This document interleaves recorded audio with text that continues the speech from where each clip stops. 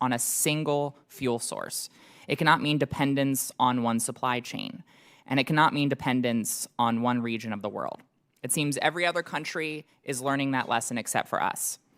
In January, at the World Economic Forum, President Trump told the world that he hasn't, quote, been able to find any wind farms in China, and said China sells wind turbines to, quote, the stupid people that buy them, but they don't use them themselves. Secretary Wright, have you or anyone in your department been able to find any wind turbines in China? We haven't looked. You haven't looked. Well, it seems like the president apparently has explored all 3.6 million square miles of China and apparently declared at Davos that China isn't using any wind turbines. As I mentioned, the president said that stupid people buy them. You've articulated increasing the energy supply here in the United States and our energy exports. I assume that includes wind from your perspective, yes? For all energy sources that are affordable, reliable, and secure. To me, it's just about math. I don't have a technology I love and a technology I hate. It's just about the math. So does that include wind? Its contribution to date so far has not been so good, but are there going to be areas or applications where wind makes sense?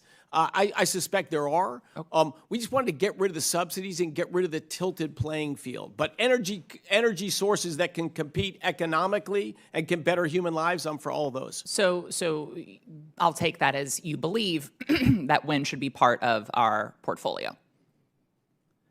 Again, it's about that. We've only seen wind where it was subsidized and it was mandated. So we've forced a lot of wind power to be built in the United States. Its net impact has been upward on electricity prices because it's not dispatchable. It's just when you get a cold front that sits there, the wind doesn't blow. If you're not there at peak demand, you don't matter to our electricity grid. So on that note then, do you believe that the United States should not be playing in the global renewable marketplace when it comes to wind then? China is. Other countries seem to be buying. Whether you think or the president thinks those countries are stupid, they're buying from China. Do you think we should be selling wind turbines to other countries too, producing them here and selling them to other countries? I'm for growing American industry and businesses, but you're talking a lot about wind. Let's just give the numbers real quick. Wind is 1.5% of global energy. And if you look at the nations that have been big in wind, they lead the world in the most expensive electricity prices, which is all the nations of Northwest Europe. They're the wind powerhouses. They have the most expensive electricity on the planet. Well, the president himself complained about other countries buying wind from China. He called them stupid, but he admitted they are buying wind from China. So do you think we should cede this marketplace to China? I don't believe we should cede any marketplaces to China. Okay, well, unfortunately, your actions, the actions of this administration, are undermining our capacity to compete with China in this marketplace. You've not only cut hundreds of clean energy projects, you've also eliminated the very incentives that help to spur this industry here in the United States that would allow us to compete with China. So why are you letting China win in this global economic battle? So you said remove the incentives. So 34 years of subsidy for wind weren't enough to get an infant industry off its feet and going? The 34 years, to me, if you can't compete without subsidies after 34 years, your industry doesn't work. Let's be clear. You're not opposed to subsidies for energy producers. You're just opposed to subsidies for renewable energy producers because the fossil fuel industry gets a ton of money from our government. It does not. Please tell me what those subsidies are. I'm not aware of them. They are getting a ton of investments. They're getting a ton of tax incentives. They're getting a ton of breaks. They are getting a windfall. The executives are getting a windfall while the American people pay the price right now with the increase in gas prices.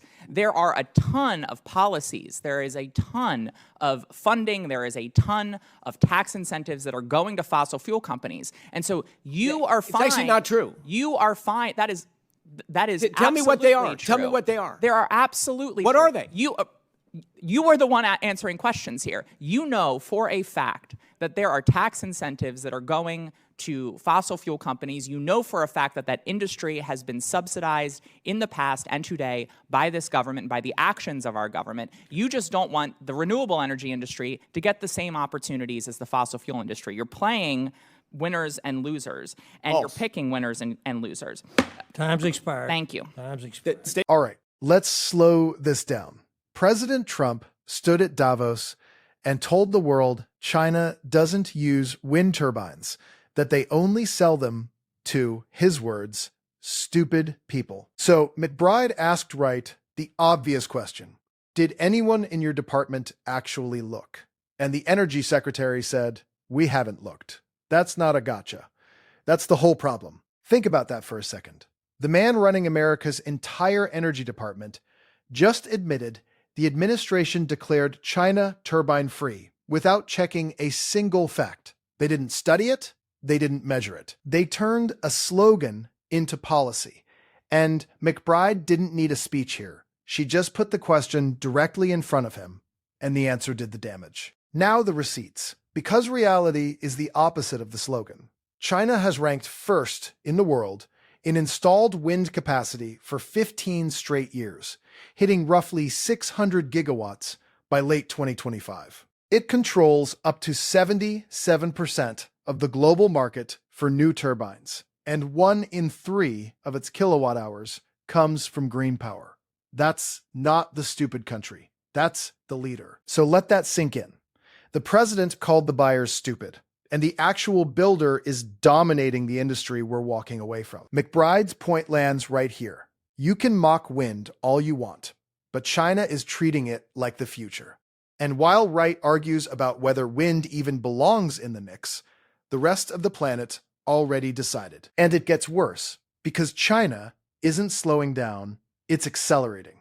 Over 1,000 Chinese wind companies pledged to install at least 120 gigawatts every year through 2030, double their old pace, aiming for 1,300 gigawatts total. They exported hundreds of turbines in 2024 alone, up almost 42%. That's the market McBride warned we're handing over. Here's where Wright's defense really cracks. He says 34 years of subsidies weren't enough to make American wind work, so cut it loose. But put the dates next to each other. While he's killing the incentives here, China is doubling down over there.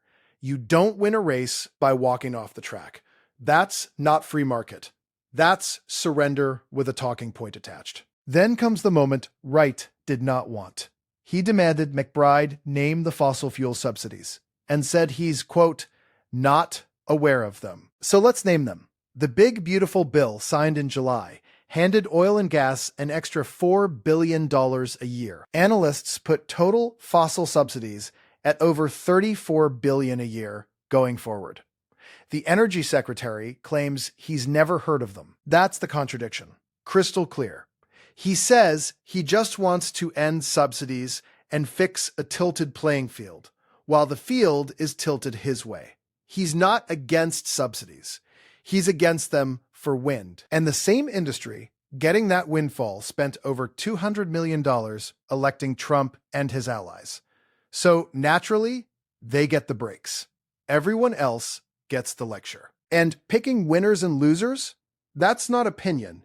It's in the department's own numbers. The DOE terminated 223 clean energy projects worth about $7.6 billion, concentrated in 16 states that voted for Harris. They also moved to gut nearly $84 billion in clean energy loans.